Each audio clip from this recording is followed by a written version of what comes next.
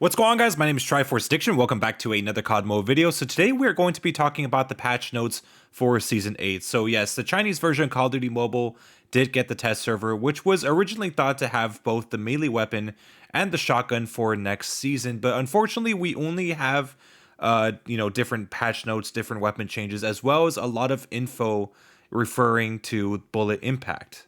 So, as you guys know, in Season 7, we did get the introduction of bullet impact, but only a partial amount of it. Really, the only weapons that were able to have any sort of bullet impact was the LMGs as well as the sniper rifles.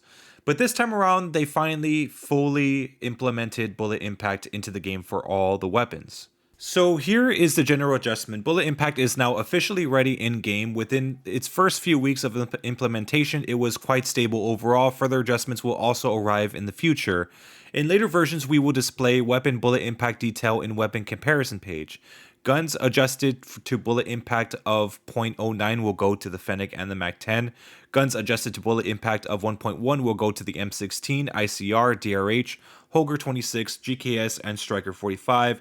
Guns adjusted to bullet impact of 1.3 will go to the AK-47, ASM-10, Man of War, and the EM-2, and guns adjusted to bullet impact of 1.5 will go to the Odin, XPR-50, SVD, M21 EBR, PKM, and the crossbow.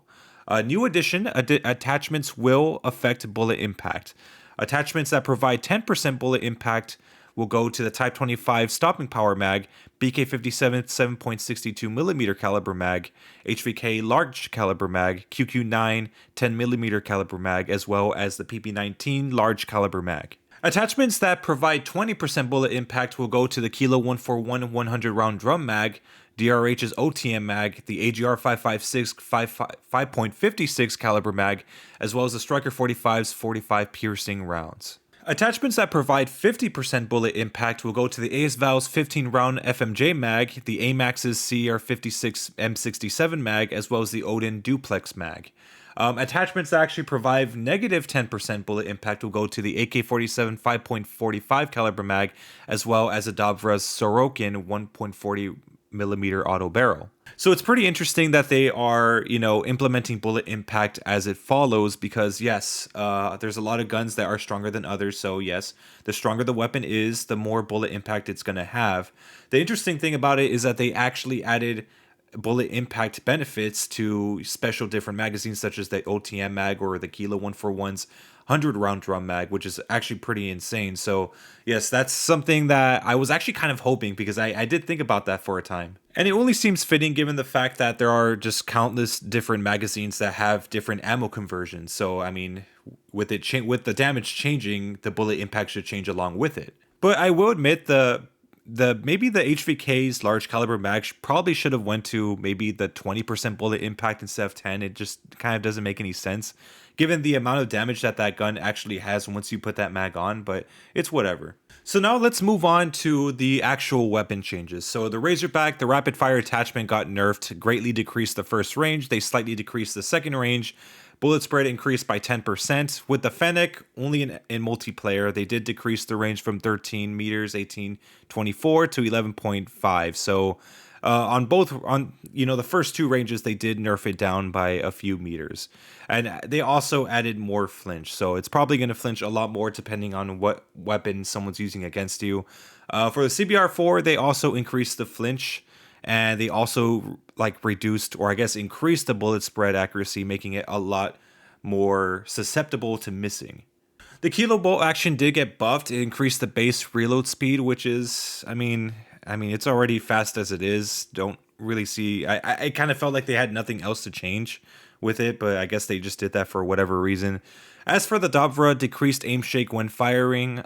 For the Man of War, they decreased the flinch, so it's going to be a little bit less flinch-like. And as for the HD40, they just increased the sprint to fire, nothing crazy.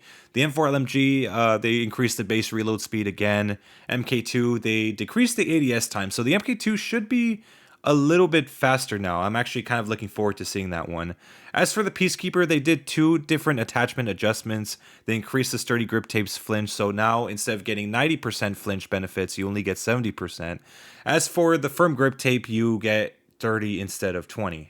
So as for the final page of changes, for the score streaks, the UAV did get reduced time. So whenever you call it in, it's only going to be active for 18 seconds rather than 20. For operator skills, the tactical redeployment increased duration from 12 seconds to 15 seconds, and they decreased the recharge time from 300 seconds to 270 seconds.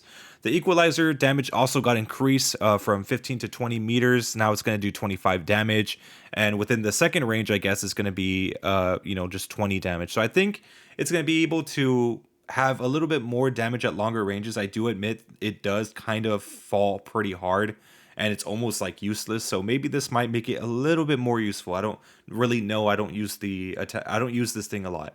So as for the throwables, they reduced the explosion radius for the C4. It only goes to 4.5 meters.